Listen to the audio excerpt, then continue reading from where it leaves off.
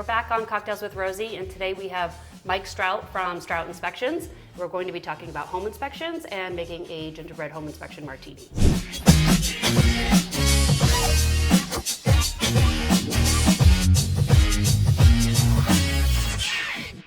Mike, nice to have you here. Thanks for having me. Tell me a little bit about when you first meet a buyer, what do you go over? Well, when we first meet a buyer, we're usually at the job before they show up, and what we like to do is get an assessment of the exterior. We take a look at the topography, leading water to the house, away from the house, and the condition of all the materials. And what we do is we photograph them and put them onto our electronic report. And then we take them around, we talk to them candidly and tell them what we think about expectation of lifespan of roofing systems and defect that we're seeing with trim and siding and windows from an exterior cursory view. So what would your definition or general definition of what a home inspection is? Well, the Commonwealth defines it as observation and reporting of current conditions the day of the inspection to present current and potential defect. So when you start to notice stuff, how do you build a report? Well, clearly we have a standard of practice that the state sets forward, and we have to identify every material and then its condition. So when we start noticing things that are wrong, I'll say to the buyer, hey, look, here's what we have. I'll show them a close-up of the picture and say, this is something that could lead to a leak on a roof.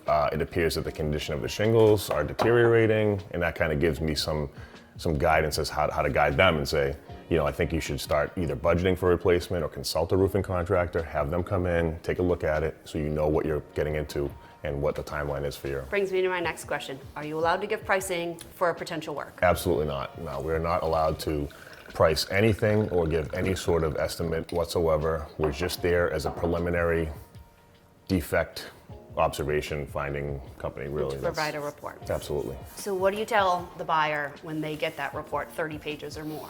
That it's daunting, read it slowly, understand and remember what we talked about on the inspection, that it's not all, we're not here for the good news, we're not looking at the scenery or the condition of the house, we're just saying, hey, in a short period of time, we're gonna identify all the defects in a house. So take a deep breath and understand that no house is perfect and that we'll get through it if you have any questions. And then talk to your agent about what you can do about it. Right? Absolutely.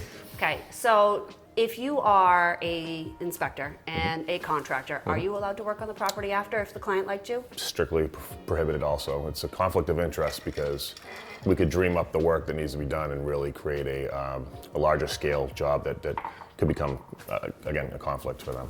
So it's really great to know. Stay away from it. Do you have any recommendations for buyers in a tough market where they're waiving inspection? Do you recommend after purchase inspection, anything like that? Sure. Yeah, we've done a lot of after purchase inspections, and it's just, you run the risk of you inherit a risk when you buy any property whatsoever. But we just make sure that moving forward, you're not missing something that could be a carbon monoxide issue or a life safety issue, and then you just reasonably hit it head on and consult the ex-contractor that we recommend. So next question. I'm gonna shake first.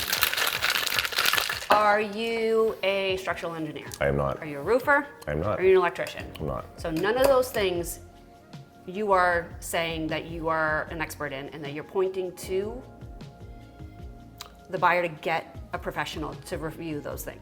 We always see, when we pull an electric panel off, we look at it and we see something that looks like an anomalous defect. Hey, this doesn't look right. It looks like it requires further investigation from an electrician to determine whether it's a safety issue or not. And that's kind of how we leave it, because we don't want to profess to be an electrician, a roofing contractor, or a structural engineer. Yes. Do you have any advice for buyers right now? Be patient. And when if you're lucky enough to have an inspection before purchase, to understand that it is really, like I said, the average house has 25,000 components, and we're there in a short period of time to really dissect it and let you know what to have, but understand that maintenance and repairs over the long term are a more reasonable approach. No matter new construction or 300-year-old house, right? 100%, yeah. And that's the other thing, manage your expectations. If it's a 300-year-old house, there's going to be a little bit more wrong than the average home, and that's kind of to be expected. And that you're a 300-year-old house, you're the steward of the home. A newer house, you're just performing normal and expected upkeep. Awesome. Thanks, Mike, for being here. You're very welcome. Thanks. Cheers. Cheers.